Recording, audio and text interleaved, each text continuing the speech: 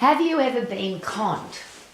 Have you ever believed something to be true and then found out that it's not? So I've got my phone in my hand, which is now the thing that we carry around with us, full of information.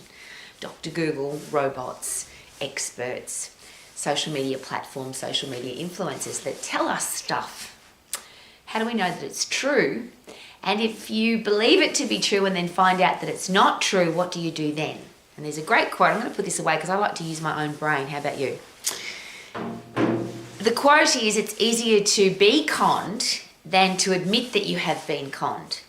So if you believe something to be true and you've been preaching it, teaching it, telling people all about it, and then you find out that it's not true, what do you do then? Do you admit it?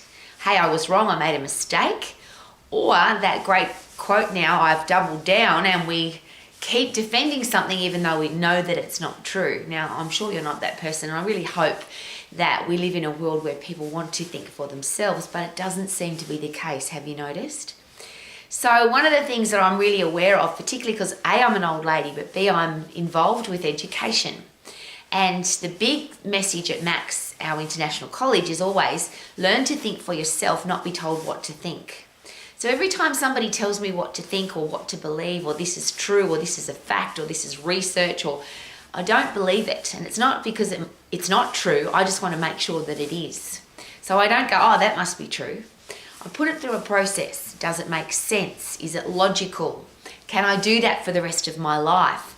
What is actually the information that's backing that up? Who are the people that are saying that's true? Why are they saying that's true? And a really big one is I follow the money. Who paid the person to say that? Who paid the people to do the research study? Who's funding the media to say that?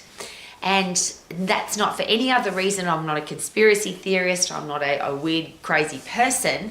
I want to be a person who thinks for myself. How about you? So I live in a world, particularly the exercise eating world, where there's so much contradicting information.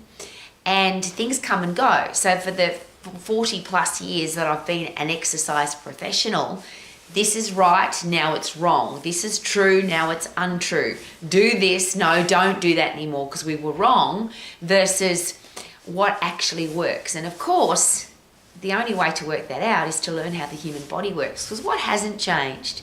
Opinions have changed, governments have changed, doctors have changed, come and gone, experts, social media has arrived.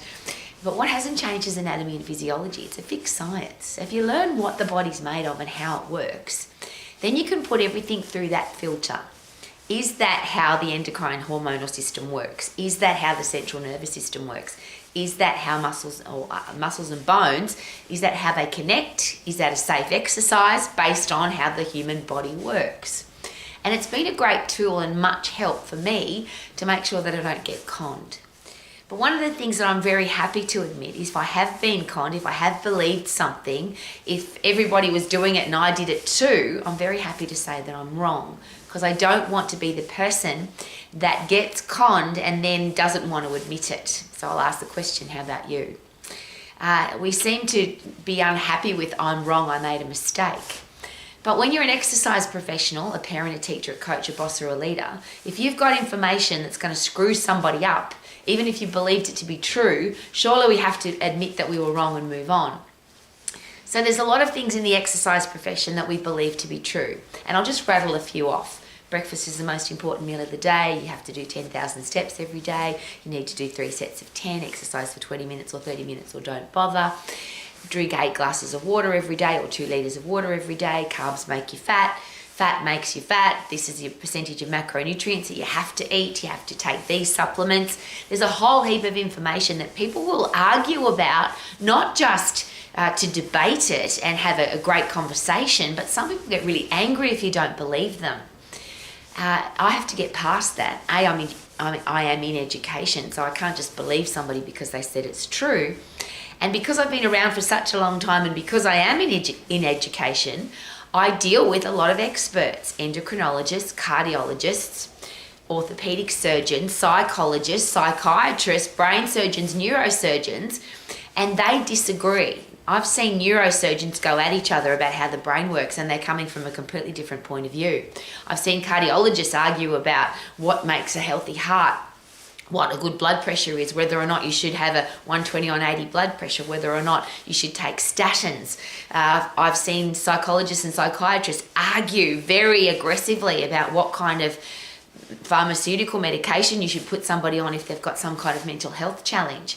And they're the experts. They've got a medical degree, they're a specialist in that area, and yet they still argue.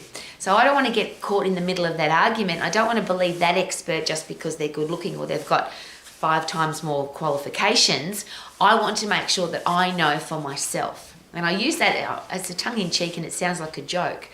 But a lot of people share with me, I listen to that podcaster regularly and I believe what they say. And when I ask them, why do you believe that podcaster? Oh, he's really good looking, or he's got lots of qualifications, or he wears nice clothes, or she has nice makeup. There's a whole heap of reasons why we believe what people say. I don't care if somebody's ugly or fat or they have no qualifications. I listen to everything because I want to work it out for myself. I don't want to believe somebody just because they look good. And in our exercise profession, that's a real challenge, you can imagine. If somebody's got ripped abdominals, tight butt cheeks, and they look fantastic, a lot of people take them seriously. I better believe what they say from an exercise and eating point of view because they look so good. Well, here's the challenge.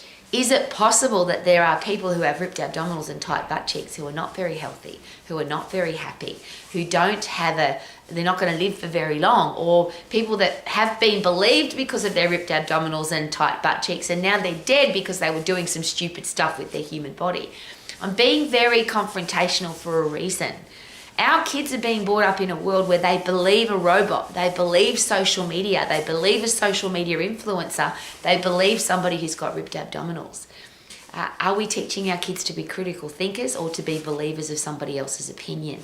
And then what becomes really interesting is not only do we believe somebody else's opinion, but we start regurgitating their opinion. We repeat it as if it's true. And isn't that how we get groupthink? Isn't that how we get people who follow? Oh, I've got 50 million followers, so it must be true. I'll ask the question again.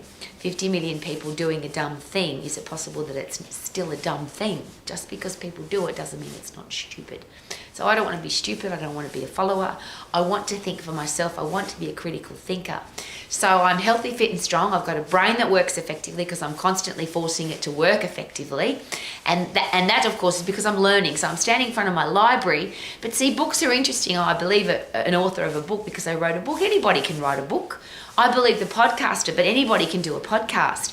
But when you understand anatomy and physiology, how the brain works, how the central nervous system works, how the endocrine system works, the skeletal and muscular system, the digestive system, the lymphatic system, the immune system, when you understand how they all work together, it's much easier to understand information for yourself rather than just believe it.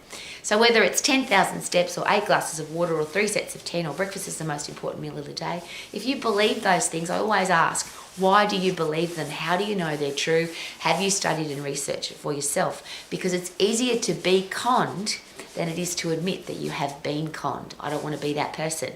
How about you? Live your life to the max. Learning, learning, learning, learning, learning every day. Learning more stuff, learning. Woohoo!